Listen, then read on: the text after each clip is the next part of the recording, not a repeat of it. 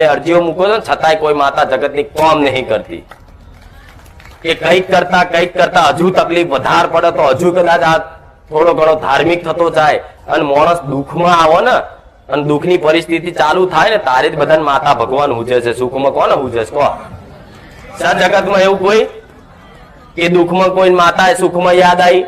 બધા દુઃખી છો એટલે આયા છો ને, તો દુઃખ તમારી માં એટલે નાખ્યું છે કે દુઃખ પડશે ને ચોક તારે કોક માતા ખોરવા નીકળશે, નકર માતાઓને કોઈ પડી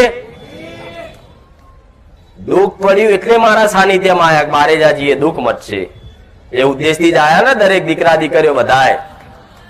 તો તમારી માતાએ દુઃખ નાખ્યું એનું કારણ છે કે દુઃખ પડશે ને તો એને ભાન આવશે, ખબર પડશે, ગુનાખોર છે, પોતાના પાપ યાદ કરશે કે મેં જેટલા પાપ કર્યા, જેટલા ખોટા કર્મ કર્યા, શું શું કર્યું, જીવનનું બધું મગજમાં ભમ્યા કરે. સારું કે હું આટલો દુઃખી થઉં છું તો મેં મારા ભૂતકાળમાં આટલા બધા ઘણા બધા પાપ કર્યા, એવું તમારી આત્મા અંદરથી બોલતી હોય. એટલે આવું જ્ઞાન તમને મેળવવા માટે મારા જેવી માતાના પારે તમારી માપ ધકેલે છે કે જા બારે જા, સદબુદ્ધિ આવશે. આ શું ખોટું કે બારે જા અને થોડું ઘણું જ્ઞાન લે કે દીકરા માતા કોને કહેવાય, શું કહેવાય, અને માતાની ભક્તિ ચમની કરવી, રહેણી કહેણી ચમની પાડવી, માતાના લાડ પ્રેમ ચમના કરવા, માતાના શું હક અધિકાર આપવા, આ બધી સમજ તને નહીં ને, એટલે તમારી માએ મારા સાનિધ્યમ સમજ લેવા મોકલ્યા છે કે જા દીકરા તું એક વખત બારે જા ને 5 રવિવાર બેસ ને પ્રવચન થોડું ઘણું વાપરી લે, એટલે હું તારા ઘેર માકાડી બેઠી છું, હું માકાડી ચમ રિહાયેલી છું ખબર પડી જાય.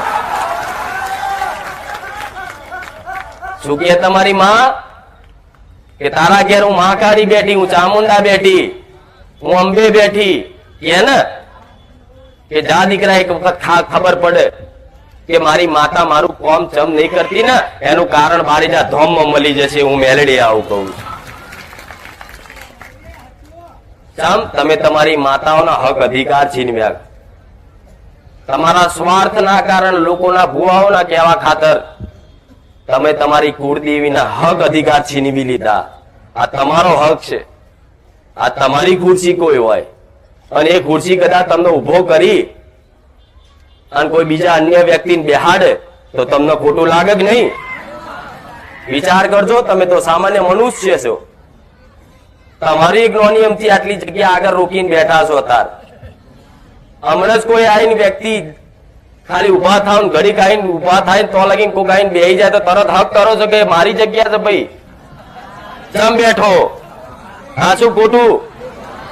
એવી તમે તમારી માતાઓનું પદ